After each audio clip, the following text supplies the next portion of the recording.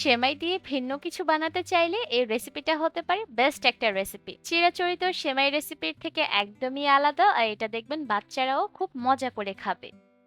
সেমাইটা রান্না করার জন্য আমি এখানে নিয়ে নিয়েছি ১ কাপ পরিমাপে গুঁড়া করে নেওয়া লাল সেমাই। আর সেমাইগুলোকে আমি আগেই একটু তাওয়ায় ভেজে নিয়েছি ৪-৫ মিনিটের মতো করে। আর দেখতেই পাচ্ছেন এটার রংটা কিন্তু চেঞ্জ হয়ে গেছে। এবার চুলায় একটা প্যান বসিয়ে দিয়ে এর মধ্যে নিয়েছি ১ টেবিল চামচ ঘি। ঘিটা যখন মেল্ট হয়ে যাবে তখন এর মধ্যে সেমাইগুলো দিয়ে দিচ্ছি। যেহেতু সেমাইগুলোকে আগেই তাওয়ায় কিছুটা ভেজে নিয়েছিলাম, তাই এই পর্যায়ে খুব বেশি ভাজার প্রয়োজন নেই। যখন ঘিয়ের সাথে সেমাই খুব ভালোভাবে মিশে যাবে তখন এর মধ্যে দিয়ে দিয়েছি ১/২ কাপ পরিমাপের চিনি, আর সেই সাথে দিয়েছি ১/২ কাপ পরিমাপের পানি। সবকিছুকে মিশিয়ে দিচ্ছি। এই পর্যায়ে চুলার আঁচটাকে কমিয়ে রাখতে হবে। এবার ভালোভাবে সেমাইটাকে নেড়েচেড়ে মিক্স করে দিয়ে হাঁড়িটাকে ঢাকনা দিয়ে ঢেকে রেখে দিব ততক্ষণ যতক্ষণ না পর্যন্ত চিনির থেকে বের হওয়া পানিটা টেনে আসে। এর মধ্যে কিন্তু চিনির থেকে বের হওয়া পানিটা টেনে গিয়েছে আর সেমাইগুলো খুব সুন্দরভাবে সেদ্ধ হয়ে গিয়েছে।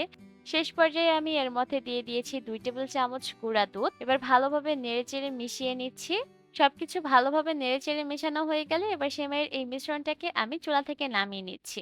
সেমাইয়ের এই মিশ্রণটা হালকা গরম থাকা অবস্থাতে এবার এই সেমাইগুলো দিয়ে গোল বলের মতো তৈরি করতে হবে। হাতের মধ্যে সামান্য একটু মিশ্রণ নিয়ে এভাবে করে চ্যাপ্টা করে দিয়েছি। তারপর মাঝে একটা চিজের টুকরা দিয়েছি। আমি এখানে মোজারেলা চিজ ব্যবহার করেছি। আর এভাবে করে এবার বলের মতো তৈরি করে নিচ্ছি। একইভাবে করে সবগুলো সেমাই দিয়েই আমি বলের মতো তৈরি করে নিব। চুলায় একটা প্যান বসিয়ে এর মধ্যে ১ টেবিল চামচের মতো তেল প্যানের গায়ে ভালোভাবে ছড়িয়ে নিয়েছি। এবার একে একে এই সেমাইয়ের বলগুলোকে দিয়ে দিচ্ছি। দেওয়া হয়ে গেলে কিছুক্ষণ পর পর এভাবে করে উল্টে পাল্টে একটু রান্না করে নিতে হবে। এতে করে ভিতরের চিজটা খুব সুন্দরভাবে মেল্ট হবে। যেহেতু উপরে সেমাইটা রান্না করা, তাই এটাকে খুব বেশি রান্না করার প্রয়োজন নেই। ৪ থেকে ৫ মিনিটের মতো চুলার আঁচটাকে একদম কমিয়ে রেখে তারপর এই সেমাইটাকে রান্না করতে হবে। এর মধ্যে কিন্তু বলগুলো রান্না করা হয়ে গেছে। এবার চুলা থেকে নামিয়ে নিচ্ছি। একটা ভেঙে দেখিয়ে দিচ্ছি আর দেখতেই পাচ্ছেন ভিতরের চিজটা কিন্তু খুব সুন্দরভাবে মেল্ট হয়ে গেছে। আশা করছি আজকের রেসিপিটা ভালো লেগেছে। সকলকে ঈদের অগ্রিম শুভেচ্ছা জানিয়ে আজকে এখানে বিদায় নিচ্ছি। আল্লাহ হাফেজ।